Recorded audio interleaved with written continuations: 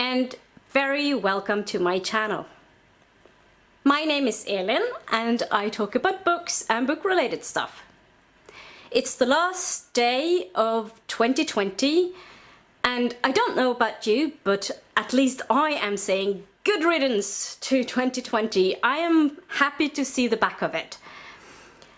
I don't know what 2021 will bring, but hopefully it will be better than 2020 was, and hopefully we will have vaccinated people soon.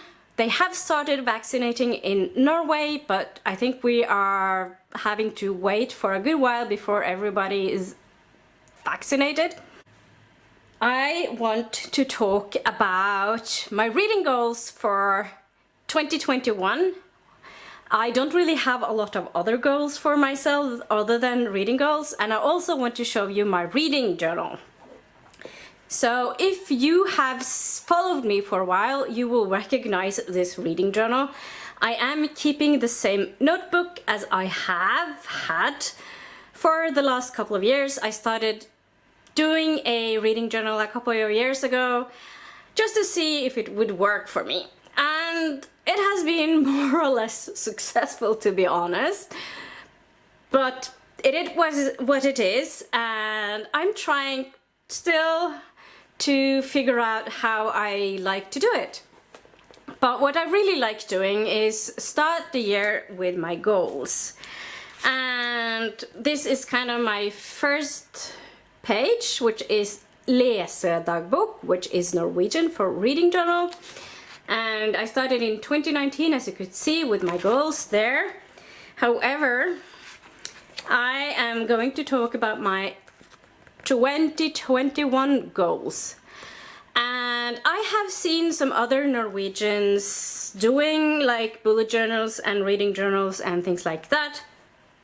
And they keep it in English on YouTube for some odd reason. For me, that is not natural.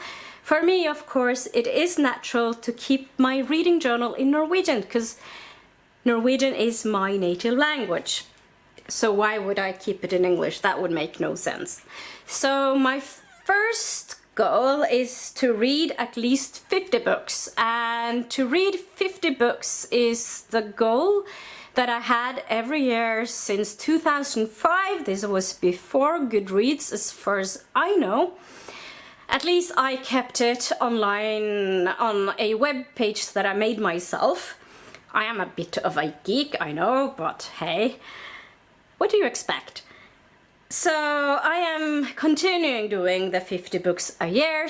I have had years where I haven't reached my goals, and then I have had years like this year where I have exceeded my goal. I also want to read at least 5 non-fiction books, and I also want to read at least 3 books on writing. I have a video on 3 books on writing that I want to read. That will be included in the non-fiction books, because I think it's okay to read a book and it can cover more goals. I think that is a good way to do it. Otherwise it would be just way too much. Also, I want to read at least 15 young adults books, and one of the reasons for this is that I have a job where I work with young adults and youths, teens, so I think that is a good place to have a goal that is connected to work. And of those, at least 5 young adults books should be by Norwegian authors. So I would read those in Norwegian, of course. Also, I want to read at least 20 books in Norwegian. So my goal for reading books in Norwegian is tending to get higher and higher for every year. I had just a few years ago, I think I had like 5 books in Norwegian. And I used to read a lot of books in English and not very much in Norwegian, but because of my job, I think it's important for me to read more books in Norwegian. I also want to read at least 3 poetry books. So those are my goals, like my overall goals for 2021. Of course, there are other things that I'd like to do, like I want to read more diverse, or at least I like to read diverse, and that is not specific for 2021. I have had this goal to read more diverse for a few years now, and that is something I find very rewarding. So I'm now going to show you how I have set up my reading journal so far. So on the first page, as you can see, there's the goal, and I also have this red books where I have made squares, 50 squares, which is my goal, and then I will tick off for every book that I've read. And I'm not going to put in any extra squares if I read more. That's a bonus, but I'm not going to fret about it. I have tried that previously, and it's just a bit overwhelming and too much work, in my opinion.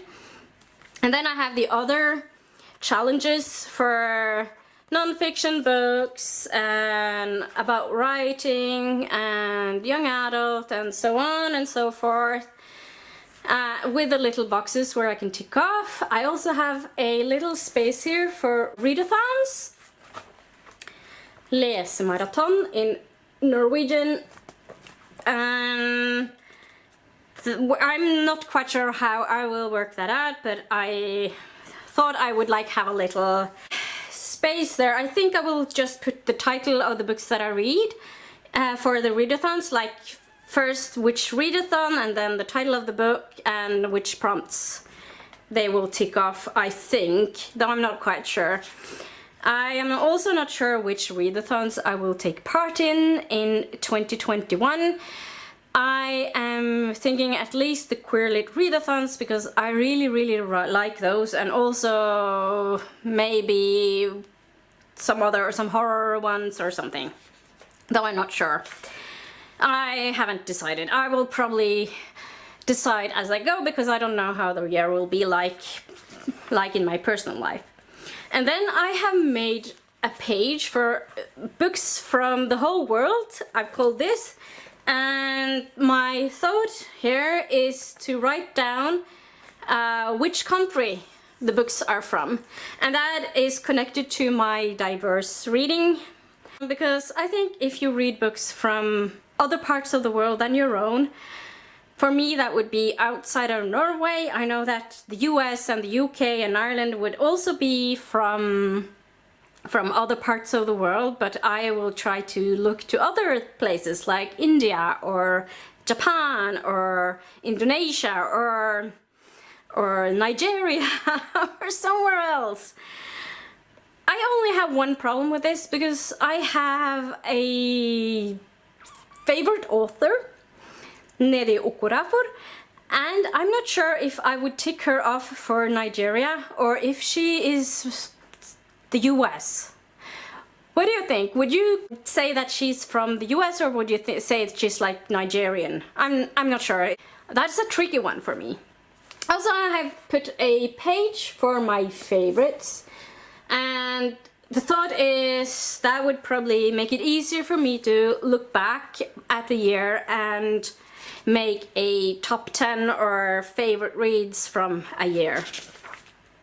And I also have a page here for buddy reads. I have one buddy reads planned so far, and I need to follow up on that, but I have made a page and I'm not quite sure how I will do it, but I think I'll figure it out as we go, and that is kind of my plan. I don't want to make too many set things. I like doing things as we go, because it helps me being more creative, I guess.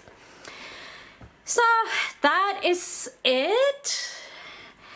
And what about you? Which reading goals do you have for 2021? Do you have a reading journal, and how do you lay out your reading journal? Are you very strict, or are you more like flowy?